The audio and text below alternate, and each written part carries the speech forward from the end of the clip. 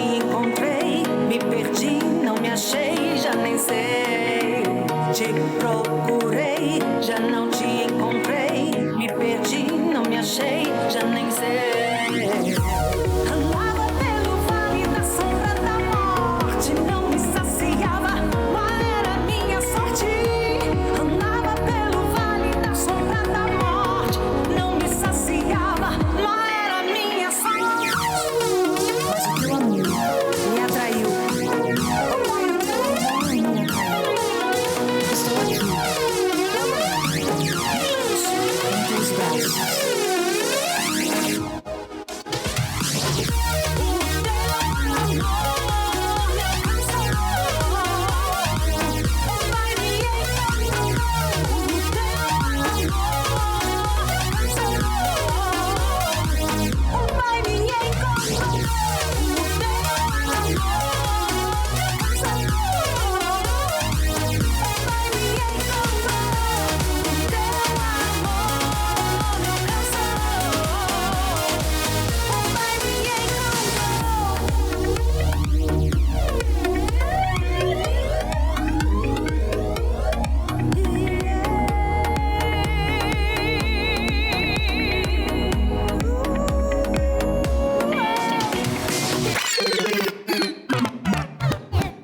Padre DJ Zeton, que agora vai responder para nós aquela pergunta que ficou no finalzinho do bloco, né? Com todos os dramas, com todas digamos assim, as provações, né? As tribulações. E aí você pode traduzir em medo, ansiedade, depressão. Tem gente que fala para os cotovelos, fala para todo mundo, fala para o pai, para a mãe, para a amiga, para todo mundo. E tem gente que não fala nada e guarda tudo, né? Tem gente assim, tem gente desse outro jeito. Ô, padre, o que seria o equilíbrio disso, né? O senhor, a opinião como psicanalista. Pode deixar. É uma faca de dois gumes. Vamos, assim, restringir os dois lados. Vamos primeiro àquela pessoa que fala. Uma coisa é, Dunga, estou chateado, quero desabafar com você. Vou lá e falo, Dunga, aconteceu aquilo, isso, problema, desabafei, por acaso. Outra coisa, a pessoa que fala para você, para o amigo, para o pai, para a mãe, ela não está pondo para fora. Ela está buscando razões. Mas dentro está preso. Entende? Da mesma forma, aquele que guarda também é uma faca de dois gumes. Por quê? Porque tem muita gente que guarda porque prefere não se expor, prefere não expor o motivo. Mas aqui dentro existe uma maturidade de digerir, degustar, jogar o que não presta fora, guardar o que presta. Da mesma forma que também guarda tudo sem digerir, sem meditar, sem maturidade e vai virando aquela panela de pressão que uma hora vai explodir. Então, qual é o sentido da psicanálise aqui? Vamos conversar. Vai botar para fora sem busca de razão, porque às vezes você quer ter razão naquele problema, mas olhar de fora. Você mesmo vai olhar o problema de fora. E, ao mesmo tempo, num caminho, a gente vai traçando um olhar de maturidade. Então, as escolhas que a gente faz é que vai nos preenchendo no nosso dia a dia. Tem escolhas boas, tem escolhas ruins. Tem escolhas boas que envolvem coisas ruins. E tem escolhas ruins que destrói. Então, a maturidade que a gente precisa alcançar para distinguir o que presta do que não presta. É a mesma coisa do alimento. Tem gente que se cai uma coisa no chão, fala que de 3 segundos dá para pegar e sopra e come. Tem gente que não vai pegar de jeito nenhum. Não é verdade? É esse discernimento rápido. Eu espero uns 15 segundos. Tem gente que diz que não contaminou. Tem gente que já diz que contaminou. Então, é aquilo que você vai deixar cair no seu coração. Por exemplo, uma pessoa chega para mim e fala assim, padre, o senhor é gordo. Aí eu falo assim, qual a novidade? Eu tenho espelho em casa, eu sei que sou gordo. Eu mesmo levo para brincadeira. Por quê? Porque eu não vou deixar entrar em mim como ofensa. Eu não vou deixar entrar em mim como algo tão negativo que vai tirar minha alegria, porque eu sei que sou gordo. Eu ainda tenho atributo de ser gordo, ser manco, ser feio, Então você tem... Eu até estava ficando careca. Agora, a gente tem que mudar esse negócio de ser feio, padre, porque eu acabei de começar o programa dizendo Falando que o senhor que parece que o padre colocou o Dom José. Então não. Dom José, desvincula do senhor. É só aqui um exemplo que eu estou dando. Mas o que eu estou querendo dizer? As pessoas elas vão entrando numa crise de ansiedade, elas vão indo, porque o degrau vai sendo assim, crise de ansiedade, aí vai ficando tão forte, vai entrando numa depressão. Aí, às vezes, vem por outras portas, criando outros transtornos que ela não consegue lidar. Por quê? Ou ela expõe demais e não encontra o porquê, porque, às vezes, você vai falar com a mãe, vai falar com o pai, vai falar com o amigo, vai ser as opiniões mais diferentes da outra, né? E aí entra o centro, que é a fé. Porque também Cristo, ele tem respostas. Às vezes, a gente esquece delas. Mas ele traz respostas. E aí a gente vai se adequando àquela resposta. Por que Cristo fala assim? Se alguém bater na sua face, oferece a outra. Não é levar o pé da letra assim, bateu aqui, agora bate aqui. Não é isso. Oferece a face de novo para reconciliar, para amar, para perdoar. Oferece a outra versão do caso, né? Caso. A outra face da situação. Isso, está entendendo? Então, eu gosto muito de unir esse ensino de Cristo com o que eu aprendo na psicanálise para a gente atingir esse grau interno que, se eu não tiver paz dentro de mim, eu não vou achar em lugar nenhum. E o mundo ensina muita gente a transportar a paz para as coisas. Esse dia eu li uma frase, eu não posso amar uma coisa porque ela não tem sentimentos, então ela não vai ter sentimentos por mim. E às vezes a gente ama tanto uma coisa, aí ela quebra, é bom, joga fora e pronto, você amou tanto, né? Uma coisa que pode ser útil, que a gente até gosta, um bom perfume, telefone, uma roupa, mas a gente deposita nela aquilo que poderia depositar em alguém, ou receber de alguém, e ainda mais em Deus. Então, esse caminho, por isso que eu falo, é uma faca de dois gumes. Então, é buscar no interior o grau da razão, e a maturidade que faz isso. Todos nós temos condições. Na minha experiência como missionário, pregador, cantor, pessoa que atende, nossa, que explicação bacana essa, vou levar para mim isso aí para poder me ajudar. Mas, gente, o relacionamento com Deus, e cada um é um, né? O bacana é esse. Tem aquele pai de família que vai lá no Santíssimo e ora, né? E vai colocando o filho, vai colocando a esposa, o patrão, o trabalho dele. Ele fala na condição de um pai de família diante de Jesus. Ele usa palavras que um jovem que chegaria ali para rezar diante de Jesus não usaria. O jovem vai usar uma outra forma de expressão, assim como uma mulher, a mãe, a esposa, né? A filha, assim também como um morador de rua. Quantas vezes já entrei em igreja onde eu vi o morador de rua deitado no banco da igreja, dormindo mesmo, porque era um único lugar de paz, e eu fiquei observando, porque eu sou um bom observador, e algumas vezes eu pude perceber o mendigo, o morador de rua, quando ele acorda e se senta no banco, e antes de se levantar, ele dá aquela olhada profunda, uma determinada imagem de algum santo, ou até mesmo aquele que tem consciência que vão até o Santíssimo, ou olha para o altar, e aqueles segundos de meditação de um andarilho, né, de um mendigo, de um morador de rua, dentro de uma igreja, você pode imaginar como que ele se expressou. Então a conversa com Deus, desde um grande empresário que gera milhares de empregos, que é milionário, a um morador de rua, a um pai, uma mãe de família, a um jovem, a uma pessoa que está no pecado, que vai conversar com Jesus na condição de um pecador conhecido, um publicano, digamos assim. O pecado dele se tornou público. As pessoas sabem o que ele faz, quem ele é. Imaginou essa pessoa conversando com Deus? Então, conversar com Deus é muito importante. É muito importante. Nunca perca isso. Porque talvez a paz que você esteja precisando venha dessa conversa. Eu tenho longas conversas com Jesus. E muitas vezes nessas conversas eu choro, às vezes eu fico bravo, chega até a ameaçar Jesus.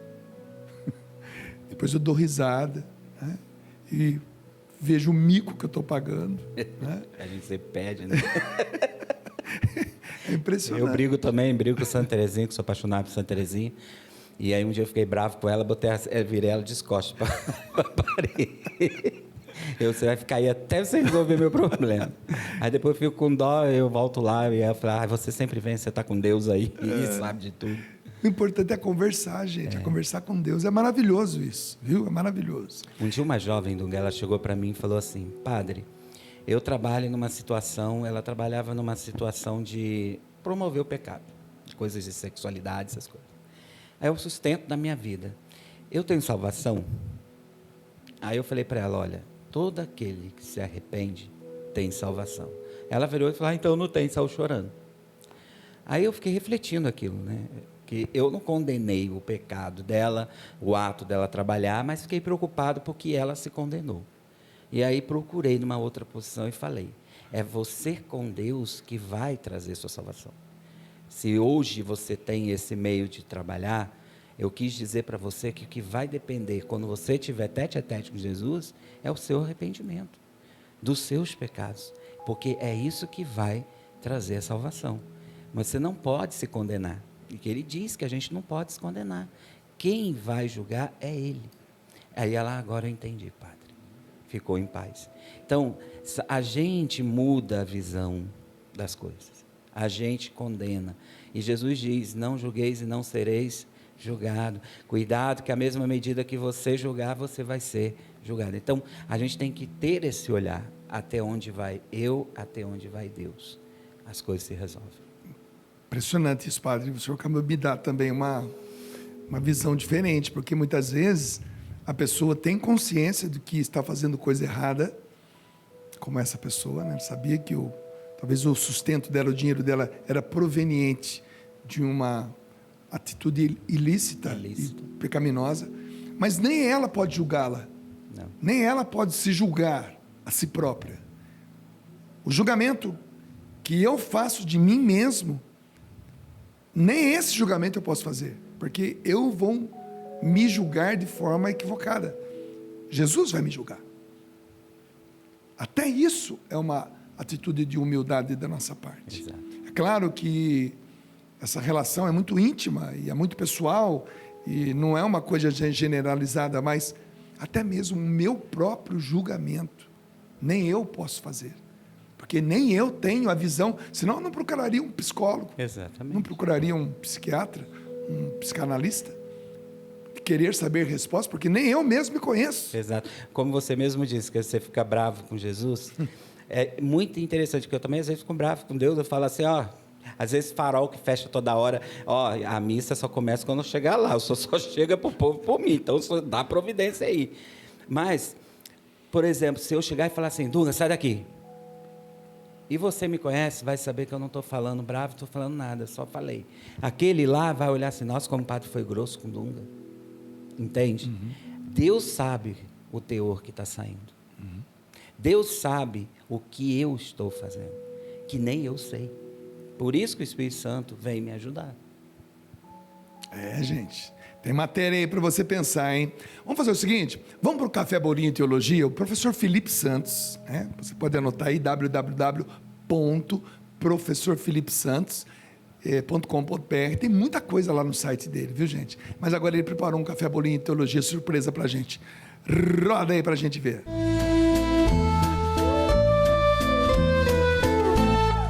E aí, todos vocês que acompanham esse programa, eu acredite, que alegria estar aqui com vocês mais uma vez, né? Dessa vez, tomando um cafezinho aqui, à distância. Mas na próxima estarei aí com vocês tomando um cafezinho aí no estúdio. Quero já mandar um abraço para todo mundo da produção, para toda a banda aí. Um abraço muito especial para você, pai. Te amo, hein? Próximo, cafezinho junto. E hoje, olha só que interessante. Quero chamar a atenção para vocês, né? Tem um livrinho desse aí, fica aí no cenário. E é o meu último trabalho, né? Café Bolinho Teologia, Cartas Paulinas. E aqui nós temos como objetivo falar do público-alvo de Paulo. Para quem eram aquelas cartas, essas famosas cartas de São Paulo? O que isso causou na sociedade naquele momento? E eu quero chamar a sua atenção para algo que até hoje acontece no meio da igreja. E desde lá atrás, né, Paulo já oferecia aí as primeiras soluções.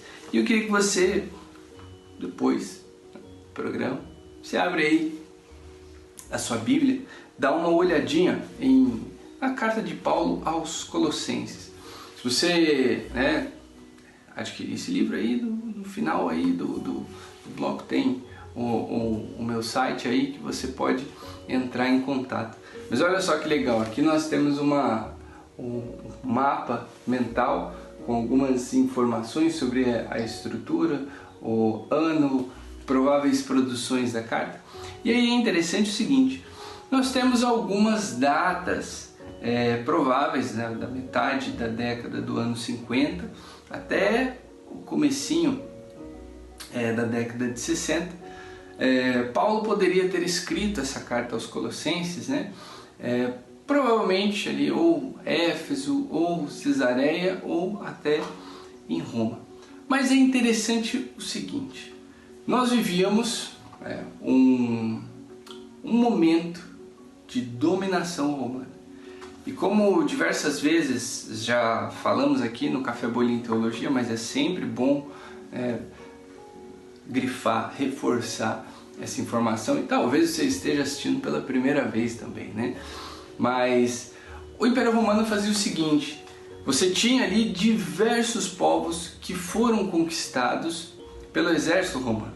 A sombra da águia de Roma, né, se estendia por um longo território. E aí, qual era uma das táticas para você ter menos trabalho com divergências, com prováveis revoltas dentro do império? O imperador permitia que os povos ali continuassem a celebrar os seus ritos, continuassem a celebrar as suas festas, a louvar os seus deuses. Porém, em tudo isso, tinha que ter ali o incenso, a oferenda para César. Então era algo além de pagar imposto. É você expressar que o poder de César também é divino. É você expressar que César também é divino, ele tem esse tempero divino. E aí, acostumados com essa, eu não vou nem dizer diversidade, vamos lá, esse sincretismo, né? Porque quando você tem uma diversidade cultural, não necessariamente isso é a mesma coisa, né, de uma mistura, né, de um sincretismo. Mas acostumados a isso, acostumados a um sincretismo, Paulo vai falar com essas pessoas. E uma didática dos ouvintes, né, não de Paulo, dos ouvintes, algo natural é o que Paulo falava de Jesus. Mas para eu entender o que é Jesus, eu preciso achar dentro da minha cultura um elemento, uma divindade, uma entidade, alguma coisa que pareça para eu fazer uma certa assimilação. É mais ou menos o que fizemos ao longo da história da igreja, quando tentava se comparar, né, Jesus a Hércules, Deus Pai a Zeus, né, Hades, né, a Lúcifer, e assim em outros lugares também, né, Jesus e Thor, né, Deus Pai e Odin. Enfim, Maria, né, nós vemos durante boa parte da história da igreja, foi muito difícil para os líderes da igreja explicar que Maria não é uma deusa, que Maria não é um espírito diferente, Maria não é uma entidade, enfim, devido a essa diversidade cultural e muitas vezes uma mistura, né? E aí essas pessoas, a qual Paulo vai escrever, ele vai alertar sobre isso. Porque para que a didática ali, né, vamos lá, a didática ela pode ser excelente, isso não é um problema, o conteúdo que é complicado, né? Então ali é a figura de Jesus, a natureza cristológica, o que é, né, a Santíssima Trindade, o que é a missão da igreja, o que é a igreja, né? O que é essa criação de Deus aí, qual é o lugar da igreja, né, em toda a economia de salvação. Tudo isso ganhava um significado místico, um significado muitas vezes esotérico, devido a essas mudanças, essas misturas. Então Jesus ele começa a ser tratado por muitas pessoas como qualquer outra figura mitológica. Jesus começa a ser associado a elementos, né, do zodíaco, a própria fala sobre o derramamento do Espírito Santo, um batismo no Espírito Santo. O que isso era? Qual é a relação disso com energias, com forças cósmicas? Então você tinha ali dentro daquela comunidade uma influência esotérica muito grande, que é o que muitas vezes acontece até hoje, né? E por isso eu estou falando desse tema, porque muitas vezes hoje você tem aí a pessoa que vai dizer que é católica, né? Eu sou católico, apostólico, romano, do signo de Áries, né?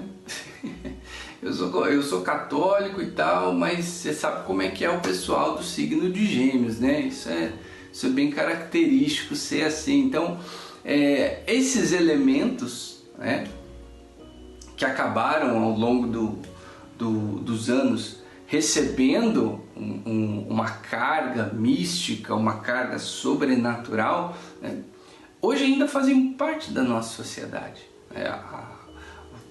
Aquele colarzinho, que é até bonito, é legal, com a pedra do signo, com o símbolo tal, esse aqui é a cruz, aí você pega um adereço, você pega um símbolo de uma outra cultura, não, porque eu também gosto, acho que fica bonito. Então hoje nós vivemos, né, de certa forma esse sincretismo, assim como a igreja lá atrás. Às vezes quando nós não estudamos a história da igreja, nós pensamos que alguns problemas que nós passamos hoje são coisas inéditas, mas não, estão aí faz muito tempo e provavelmente vão continuar, né? Vão continuar. A Teresa quando crescer, se ela, né, despertar para esse lado, né, de estudo de história da igreja, ela vai perceber isso provavelmente dentro do seu meio, né? Os filhos, né, os meus netos, enfim, se partirem para esse lado, eles vão perceber isso no tempo deles também, esse sincretismo. Então eu acho que é algo que sempre vai andar conosco e é aquele obstáculo bom que nos força a olhar para a nossa história, né, que nos condiciona, né, a defendermos a doutrina, a nossa fé, e que esse sincretismo seja, né, esse combustível, né, para que você entenda que isso não é bom, que nós respeitamos a diversidade, mas respeitar a diversidade não significa destruir a nossa identidade. Assim como Paulo lá atrás defendia a ideia de que o cristão não deve destruir a sua identidade, né, para amar o próximo, acolher e evangelizar, da mesma forma nós não podemos fazer isso hoje. Amamos, perdoamos, rezamos, respeitamos, mas não podemos destruir a nossa identidade, né, em nome de um amor abstrato e por aí vai. Então, fica aí a dica para você, né, desse livro. E quando você chegar aí se tiver o seu tempinho, abre aí, né, em Paulo, aos Colossenses e medite sobre isso. Veja o que é que você está passando hoje na sua igreja, na sua paróquia, na sua vida. Quais são essas misturas que não fazem bem, né, ao desenvolvimento, ao fortalecimento da sua fé e da sua vocação. Deus abençoe todos vocês aí do estúdio, Deus abençoe você que está acompanhando esse programa. Fique com Deus, um bom cafezinho e um bom estudo para você. Até o próximo programa. Bacana demais, né? professorfelipesantos.com.br, tá legal? professorfelipesantos.com.br. Tem muita coisa bacana lá. Tem 6 cursos atualmente, 6 cursos muito legais, inclusive de como ler a Sagrada Escritura. O professor realmente tem se dedicado muito. Ele é formado em teologia, formado em história, está fazendo um caminho gradativo aí ao diaconato. É uma pessoa bem entregue mesmo. É meu filho, eu conheço, eu fico orgulhoso de vê-lo estudando. O tempo que ele se dedica ao estudo é muito bacana. Então, para nós é uma satisfação tê-lo aqui no programa. Ô Padre, ainda falando sobre o tal do julgamento, tem muitas pessoas que entram num processo de depressão porque não se perdoam, né? Cometeram erros graves, né? Como, por exemplo, aborto, né? Ou, sei lá, pecados desse nível de gravidade. E depois não se perdoam. E por isso vão se entristecendo e vão se afastando de Deus. Eu queria que o senhor desse, como sacerdote agora, claro, também, essa pessoa que está nos vendo agora, e ela está, você está me vendo agora, você concorda comigo, você está longe, você deixou a vida sacramental, você está longe de casa, da casa do Pai, da casa de Deus, você mudou comportamento, mudou hábitos, mas alguma coisa dentro de você fala, volta. Mas você não está voltando porque você acha que aquilo que você fez não tem perdão, nem você mesmo está conseguindo se perdoar. O que o senhor diria para essa pessoa, padre?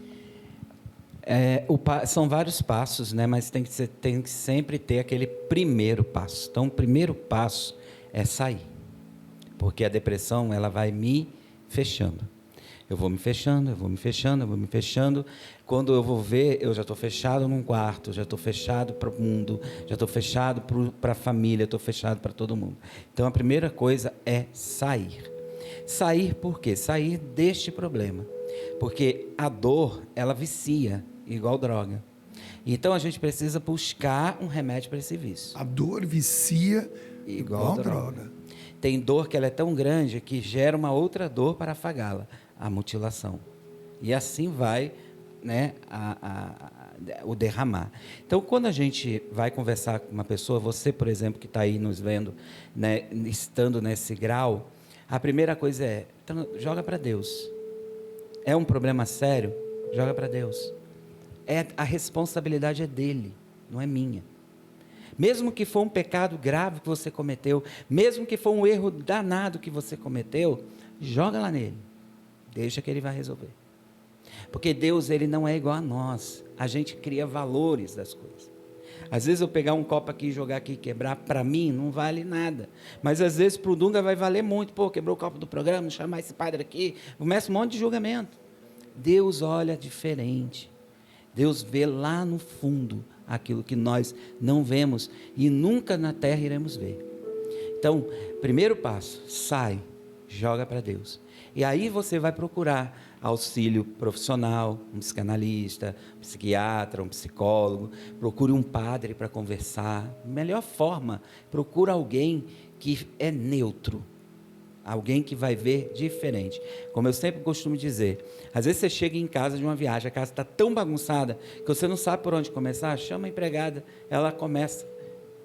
Porque às vezes você não quer começar no quarto, aí você não quer começar na cozinha, aí você acha que tem que começar aqui, você fica todo confuso e não faz. Então chama alguém de fora, ela vai e começa porque ela é neutra. O psicólogo, o psicanalista, o psiquiatra, o padre, o amigo, ele vai fazer isso, porque ele sabe por um caminho de começar. Então, o segundo passo é esse. Agora, imprescindível, foi o evangelho do último domingo. A oração. Rezar. Rezar faz 3 coisas conosco. Faz eu ter um encontro pessoal com Deus. Para esse encontro pessoal com Deus, eu preciso imitar Jesus. E aí vem a palavra mágica. A autossuficiência. A oração quebra a autossuficiência. Como você disse, a humildade, né, de deixar Deus. Então, por isso, orar é imprescindível. Padre, eu não sei rezar. Basta falar o que você sente para Deus. Bom, e daqui a pouquinho, depois do intervalo, a gente vai rezar. E hoje, o padre James Zeton vai rezar com a gente, tá bom? Eu canto para você, tenha fé. Tá? É claro que você já tem fé, né? Mas eu digo, tenha-a, né? Possua-a, né? Viva, né? efetivamente e afetivamente. Tá bom? Tenha fé, meu irmão. Eu canto para você, a gente vai para o intervalo e a gente volta para encerrar o programa. Vamos lá.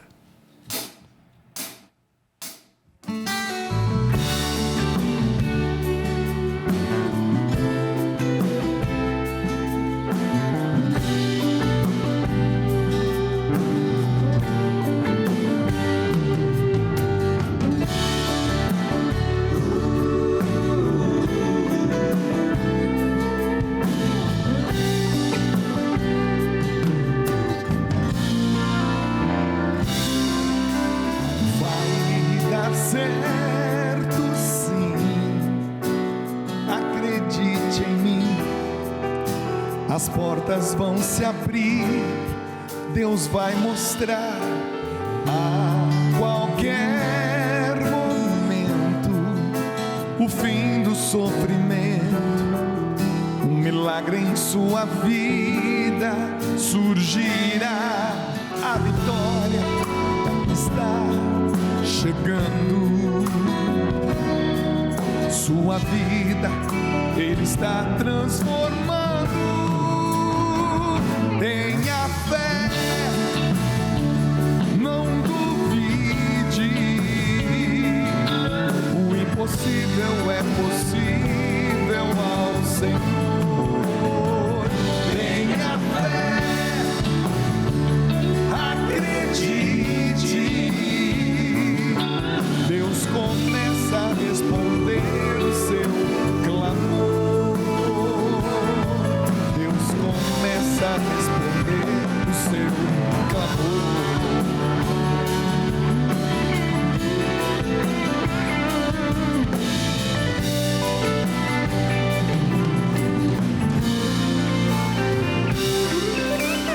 Vai dar certo, sim, acredite em mim. As portas vão se abrir, Deus vai mostrar a qualquer momento o fim do sofrimento. Um milagre em sua vida surgirá, a vitória está chegando. Sua vida Ele está transformando. Tenha fé,